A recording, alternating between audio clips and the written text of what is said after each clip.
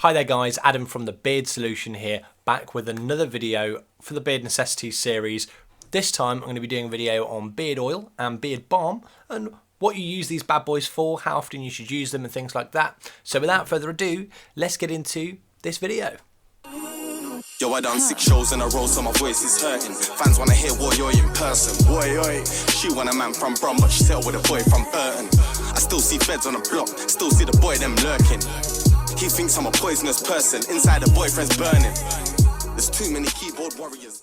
Okay guys, so I'm going to start by talking to you about beard oil now. This is my own beard oil with Sam from Beardology and Pablo from Barber Epica. It's the Crazy Goat beard oil. Now we sell this on Etsy. There is a link in the description if you want to go and check it out. There aren't actually many bottles left at the moment, so I would recommend that you go and grab some if you want a non-DHT blocking beard oil.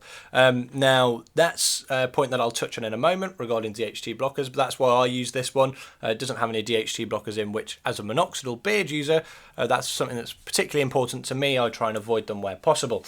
So with a beard oil, what a beard oil is going to do is it's going to condition your hair, prevent things like split ends, and prevent breakages as well, or reduce the likelihood that they're going to happen.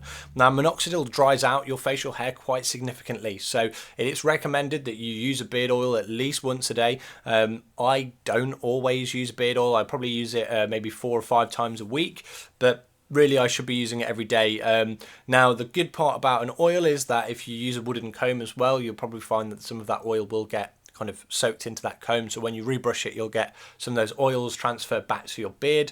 Also, you don't have to use very much. It's actually a common misconception. People often use way too much. So these little bottles here that are an ounce actually can last you quite a significant amount of time, and that's because you only need a few drops. Now I would recommend using this if you have a small to medium length beard. Anything longer than that, you're going to have to use more, and obviously the bottle won't last as long.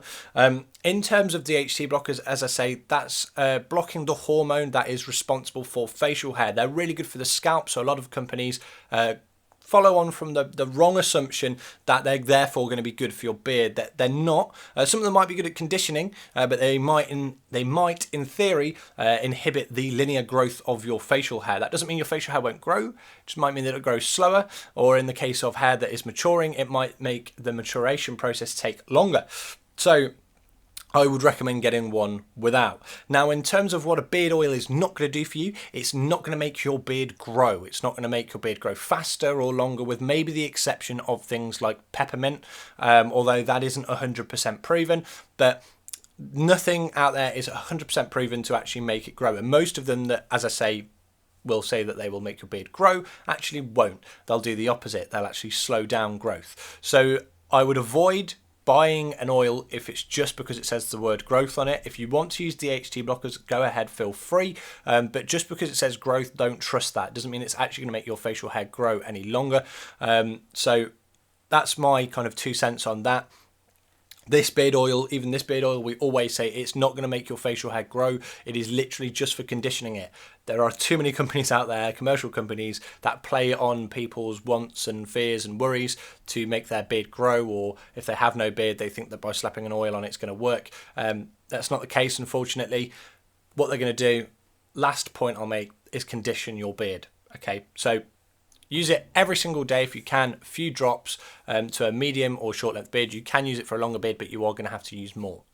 Okay, so now I've rattled on around about beard oil, I'm going to talk to you about beard balm. Now, beard balm is personally my favourite. Unfortunately, my facial hair is really short at the moment, so it's really not appropriate to be using balm. Balm is probably for medium to longer beards. It's probably better for longer beards in general, but even a medium kind of length beard like I had around maybe 3 months growth, something like that, a beard balm will serve you really well. It is great for conditioning your facial hair.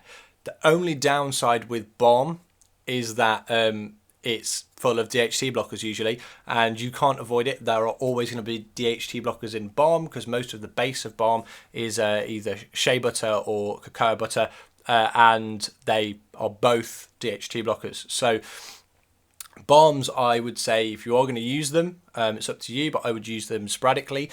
I will say they are my personal favourite. When I was using this balm, when I had longer facial hair, it made the hair really soft, conditioned really nicely. and it smells really nice as well, and the smells seem to hang around a little bit longer than beard oil. So balm is great, and balm, as you would expect, is balmy in nature. So it's almost kind of like wax, and you just scoop it out and again into your beard, you work it through, and then you comb it. And again, you'll get some of those transferred to a wooden comb if you have one. I would recommend that you go and get a wooden comb because they don't get as much static.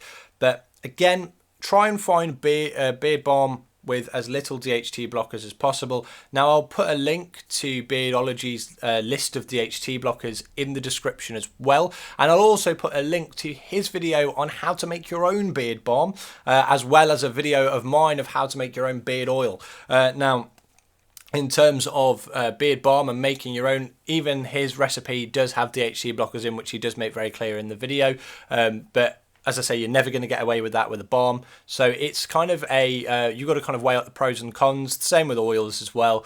If you really want to avoid DHT blockers, then unfortunately a balm is probably going to be something that you don't want to get. If you aren't too bothered by it, then obviously by all means you can get some balm. With oil, it's actually a lot easier to avoid DHT blockers. So you can make your own and avoid them that are obviously on that list that I'm going to share in the description. If you want to, that will show you how to basically make your own balm, and it's your own oil, sorry, and it is really easy. Making your own balm is shown by Sam to be pretty easy as well, so do feel free to go and check out those links in the description. So guys, that is pretty much it. I'd also like to give a huge shout out to all of you, especially if you've made it this far in the video, because I have now hit over 3,000 subscribers, which is absolutely amazing. I'm contemplating doing a video on hitting 3,000 subscribers. I just need some ideas on what to do on. But again, thank you very much guys for watching this video, and I'll see you guys again next time. You don't rate me 'cause I ain't got a blue tick, but I got one on the top that gave me. I don't even know what's real.